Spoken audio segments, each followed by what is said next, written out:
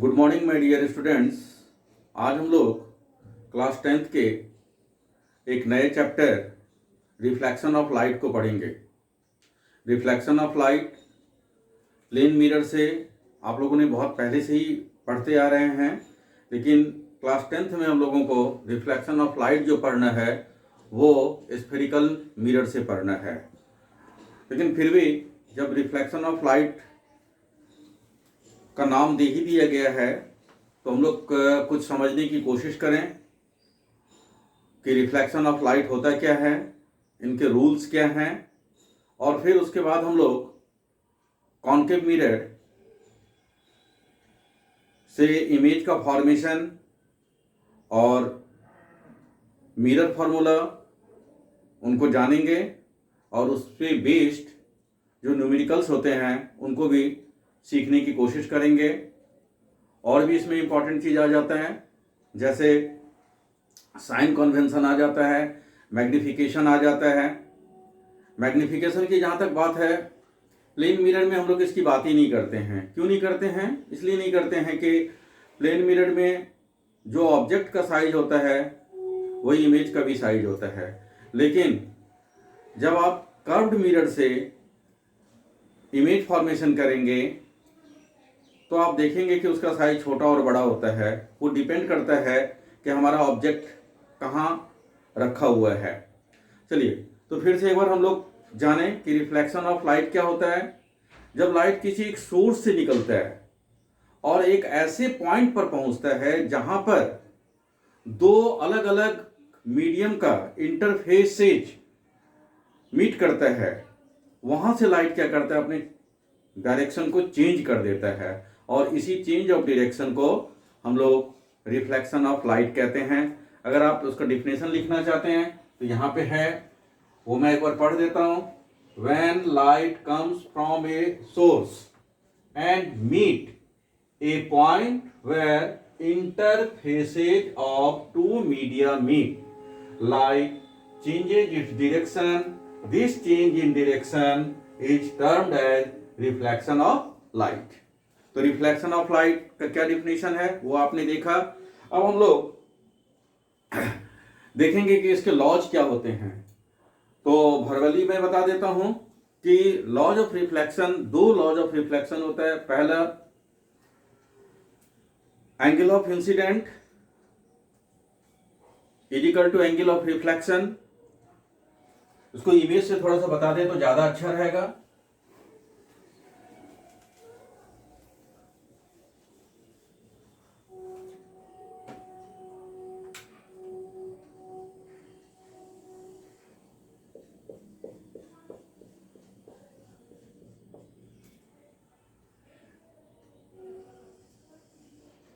एक सोर्स से लाइट ये चला, एस सोर्स दे दिए, ये पॉइंट पी जहां इंसिडेंट कर रहा है, और इस पॉइंट पी पे एक नॉर्मल हम लोग दे देते हैं।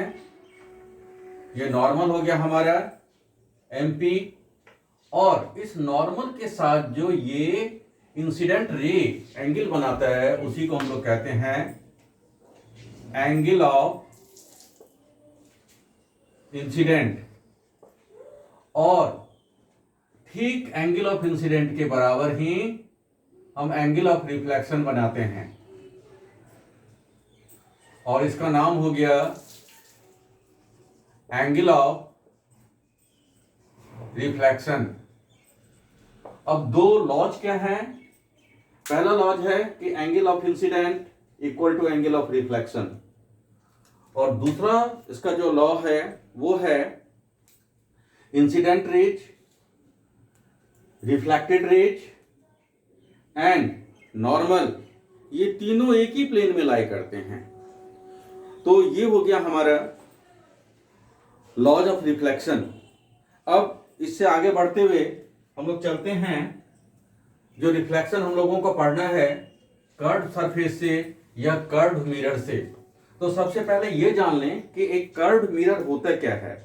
तो एक कर्व्ड मिरर किसी हॉलो स्फीयर, किसी शाइनिंग हॉलो स्फीयर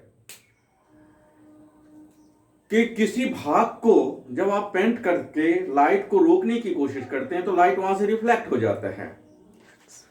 क्या मतलब हुआ, जैसे मान लीजिए कि ये एक हॉलो स्फीयर मैंने बनाया, ये एक हॉलो स्फीयर है।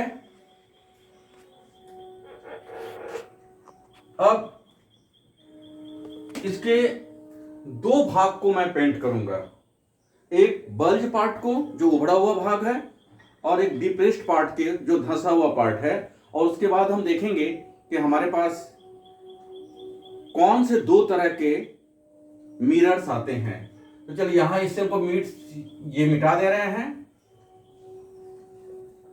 अब देखिए ये दो भाग हो गया आपका। अगर आप इस बल्ज पार्ट को पेंट करते हैं और जो मिरर बनता है ये हमारा कहलाता है कॉनकेव मिरर।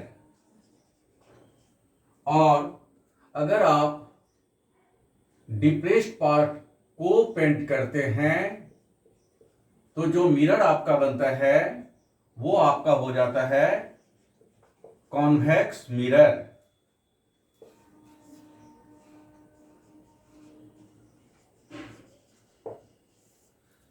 ये हमारा कॉन्वेक्स मिरर बन जाता है। अब रिफ्लेक्शन ऑफ लाइट को समझने से पहले कुछ और इसके जो पॉइंट्स हैं उसको हम लोग जान लें। एक मिरर को मैं इसमें से मिटा देता हूं।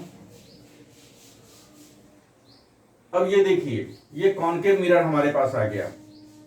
इस कॉनकेव मिरर जिस हॉलो स्फीयर का पार्ट होता है और उसका जो सेंटर होता है उसको हम लोग कहते हैं सेंटर ऑफ कर्वेचर, उसको सी से दिखा देते हैं। इस मिरर के जो मिडिल मोस्ट पार्ट होता है उसको हम पी से दिखा देते हैं, जिसको हम लोग पोल कहते हैं। इस पी और सी को जिस लाइन से आप मिला देते हैं उसको आप कहते हैं प्रिंसिपल एक्सिस।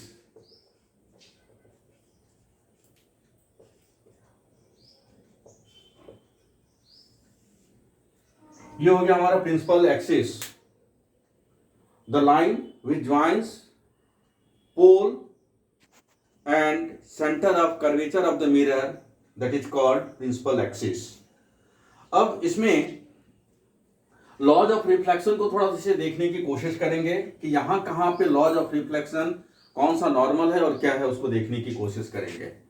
तो इसके लिए प्रिंसिपल एक्सिस के पैरेलल एक रे को ले लेते हैं जो मिरर के किसी पॉइंट M पे इंसिडेंट कर रहा है।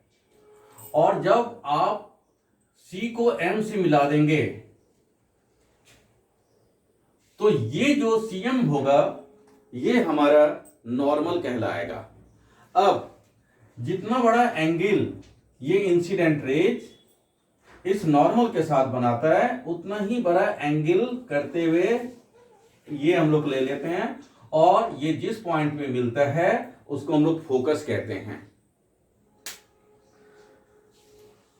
तो क्या आपने देखा कि प्रिंसिपल एक्सिस के पैरेलल रे जब किसी कर्व्ड मिरर्स पे इंसिडेंट होता है तो रिफ्लेक्ट होने के बाद वो प्रिंसिपल एक्सिस के जिस पॉइंट पे मिलता है उसको हम लोग फोकस कहते हैं। अभी तक जो हम लोगों ने रिफ्लेक्शन ऑफ लाइट को पढ़ा, अब इसके आधार पे इमेज का फॉर्मेशन और एक रिलेशन है, एक नहीं दो रिलेशन कह लीजिए। एक तो मिरर फॉर्मूला हो जाएगा, दूसरा इमेज का फॉर्मेशन, और उन सबों से सबसे पहले आर और एफ के बीच में एक रिलेशन निकालेंगे। वो रिलेशन होता है R is equal to 2F। उस रिलेशन को भी हम लोग डिराइव करेंगे। और इमेज का फॉर्मेशन कैसे होता है उन सबों को हम नेक्स्ट वीडियो में आप लोगों को बतलाएंगे। इतने तक में अगर आपको किसी भी तरह का कोई प्रॉब्लम अगर हुआ है तो कमेंट बॉक्स में जरूर डालिएगा। Okay, thank you my guys.